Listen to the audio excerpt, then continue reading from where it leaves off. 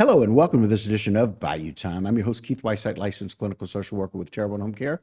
Very glad you're joining us. However you may be joining us, we appreciate it. And it's always fun to do this show when I get to host people who mean a lot to me. One of those people, Mr. Kevin Clement. Kevin, welcome back. Thank you, Keith. Appreciate it. Appreciate y'all having me. Absolutely, absolutely. Of course, Kevin is the new mayor for the city of Thibodaux.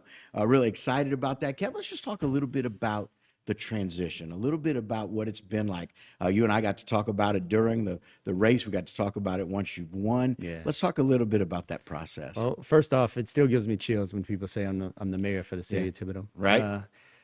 Sometimes I can't believe it. Other times it hits me. All right. Whether I want it to or not. So, Sure. But the transition, we just put out something. Our first 100 days, we hit our 100 days. Oh, I that's think right, About 10, that's right. 10 days, 15 days ago. Right. And we put out a little synopsis of everything, way smoother than what I could have ever imagined. That's fantastic. I think it's because the previous administration has set us up to succeed. I think it's because we hired the right people.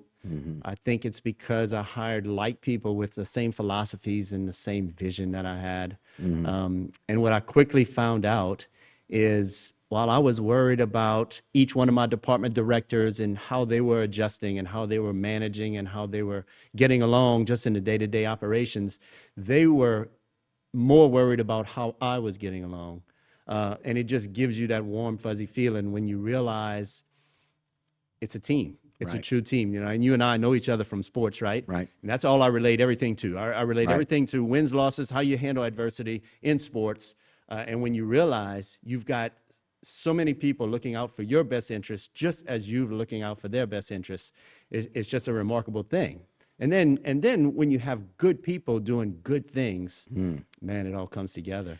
Yeah, it's really interesting. One of those things, and I've done some of that work with others using that teamwork analogy. When you have trust in the people on your right and left, when you know that they've got your back, Absolutely. it makes a huge difference. It makes things much easier. Oh my goodness! And it's just the little things that you don't have to worry about. The details is what separates the good from the great. And when you have all that trust, and you don't have to worry about all the nonsense, all the drama that you thought you would have, it just makes everything good. And then you see it in the results. It's hard to imagine, but I had a 100-day plan that probably would have accomplished a whole year's worth of time. Right? Wow. We've surpassed that whole year. And we did it in 100 days.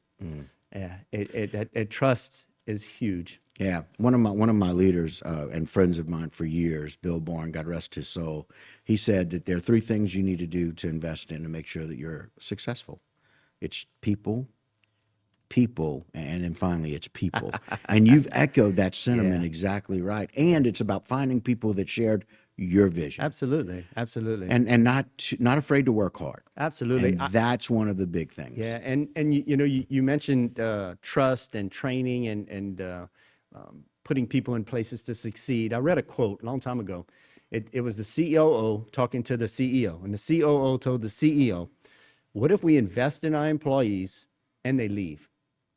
And the CEO looked at him and he said, "What if we if we don't invest in our employees and they stay?" So it's deep, right? It's really deep, but it's true. Right. You have to invest in employees. You have to trust them. You have to let them learn how to fish. You can't provide fish for them all the time. Teach them how to fish, and then everybody's better for it in the end. Right. All right. I like it. And so very exciting that these 100 days or 110 days or so have gone as smoothly. And a lot of that is credit, like you mentioned, previous administration. Of course, Tommy Estee cared a great deal about Thibodaux, still does. Absolutely. And had been very, very involved and helped with that transition. Oh, absolutely. Tommy, not only was he a mentor to me, but he was a very dear friend. And it got solidified during this campaign because, it's hard to come out and say, I want to do this, this, and that. And Tommy's sitting on top of me saying, well, I thought I tried to do this, this, and that. But the relationships there and just the conversations that we've had during until the election happened, and then the transition from the election to the time we took office, just irreplaceable. And I brag all the time. I've called him 3 times for issues within these first 110 days. And every time I call him, he's either on the golf course, going to the golf course, or coming from the golf course. So I just stopped calling him. I stopped calling him. But it is nice to know there's a wealth of knowledge there. Right. And it's good to know he's in the back. Right. And he's there. Not that he's ever going to have a huge say so, but it's nice Right. to know you can always pick up that phone and get a solid answer. Right. And call your predecessor who's done it. Absolutely. Right. He's dealt with Absolutely. some of these things, give you some good insight about that. And I love the fact that he's doing what he said he was going to do.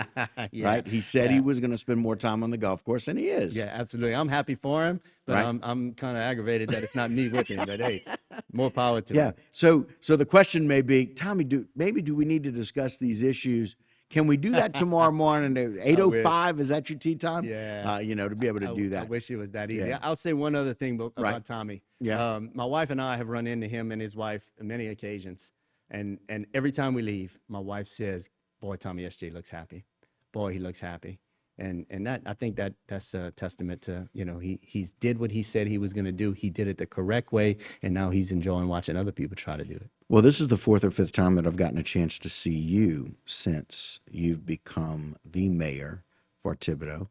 And I will tell you the same thing your wife has said about Tom. I appreciate You that, Keith. look happy. And quite frankly, you're where you need to be. Very often we wonder in life where we're supposed to be. I appreciate you that. are. And that's a really good thing. I appreciate so we're going to take a short break. But when we come back, I'd like to kind of get some updates about Thibodaux and how things are going and some of those things that have been accomplished in those first 100 days, some exciting things. All right. We were talking a little bit about that transition, but man, Thibodaux is really thriving. I mean, there's so many good things going on and happening in and with Thibodaux. Lots of things to look forward to as Yep, well. absolutely. So it'd be injustice if I didn't remind everybody this week, May 4th through the 7th, Thibodaux Volunteer Fire Department Fair. Yep. It is a great time. It is a great event for the community. But it's probably the lifeblood of the Thibodaux Volunteer Fire Department. They're all volunteer. They get paid zero. And these guys are dedicated. And when you watch the time and the talents and the dedication they have for our community, it's unbelievable. I'll tell you this quick story. Last year, we're sitting on a Sunday afternoon, we're sitting at the auction, Okay. and it's the best time of the day. Right. It's the best day of the year, the entire year for these guys, and it's their pomp and circumstance, right? It's their way to kind of, okay, I'm pump my chest out. I'm gonna get to know people. I'll raise a little money for our department, but it's their time to kick back and relax and just let it all go. And they're all sitting. There was about 7 or 8 of them in the first 2 rows of the auction, and people are working and they doing their thing. And all of a sudden, you hear beep beep beep beep bup bup, and it's their beepers going off. And Keith, all 8 or 9 of those guys stood up, walked straight out the door. They don't know where they're going. They don't know who they're going to help.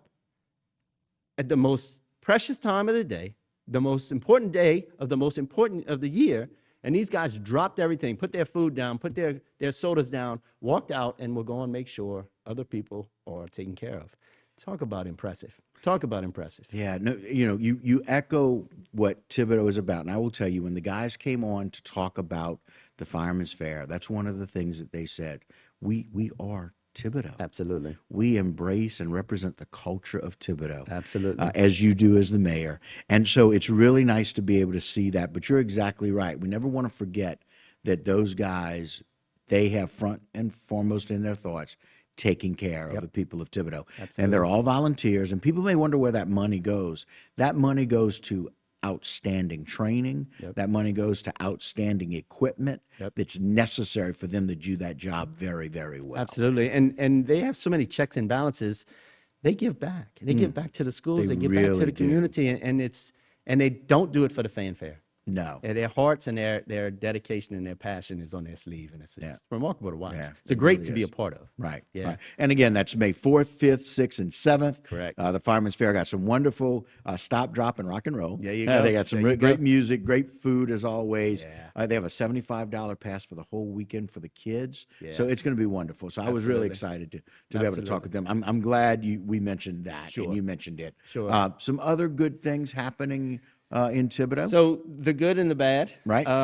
There's a roundabout that at the corner of probably our second major intersection in Thibodaux, where Jackson Street and Canal Boulevard and Gerald T. Peltier meet. We're in the middle or at the onset of creating a roundabout right there. Oh, that's awesome. It's about a 300 working day project. Okay. So there will be some, the good is at the end of this, the bad is right now. Right. There'll be some headaches, there'll be some heartaches, but the Louisiana Department of Transportation and the general contractor have phased it. It's going to be in phase. It's a phase plan. Right. They're going to always have lanes open. Be a little dusty.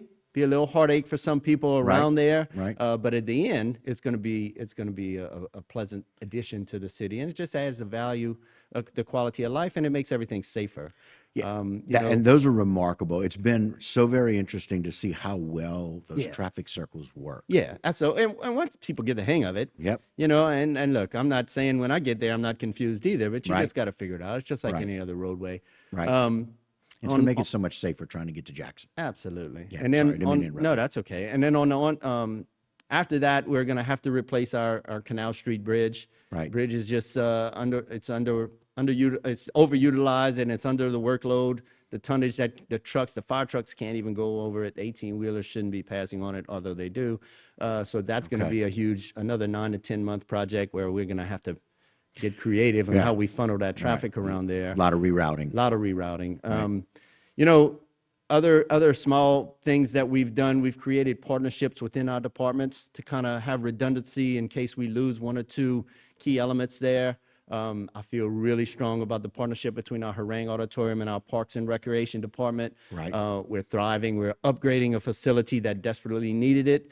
When you see those things come to fruition, I mean, since January 1, our Parks and Rec and our Harangue Auditorium have had over 75 events inside the arena, outside on the baseball fields, or 75 events since January 1. Think about that now. That's barely just over a quarter. Yeah, and it's every Friday, every Saturday, every Sunday, dance recitals, Mardi Gras balls, weddings, baseball tournaments. It just adds to the life of the city, and it makes our community what it is. Yeah. Yeah. It echoes all of those things that Thibodaux is about, which is family. Yeah. And you have those environments in place to be able to do that. Yeah. You have those event centers in place to do that. And we're looking at a little bit of the headache that comes with growth. Absolutely, and that's all part of it. It really is. Yeah. So some great things happening in Thibodaux. Again, Fireman's Fair, which is one of the bigger events that happens. Yes, sir. Certainly the biggest event for those volunteer firemen. Yes. So very important to be able to mention that. So excited about that. And so Kevin, very excited about what y'all been able to do. Congratulations in really achieving so much here in this short time. And thankfully for Tommy and what he's done and what he continues to be a part of as you move forward as the mayor for Thibodaux, The best Louisiana. is yet to come for Thibodaux. I know that's right. We look forward to it. Kevin, thanks for joining us Appreciate today. you, Keith. You got it. All right, guys, that'll do it for this particular segment. Don't go anywhere. A lot more Bayou time when we continue.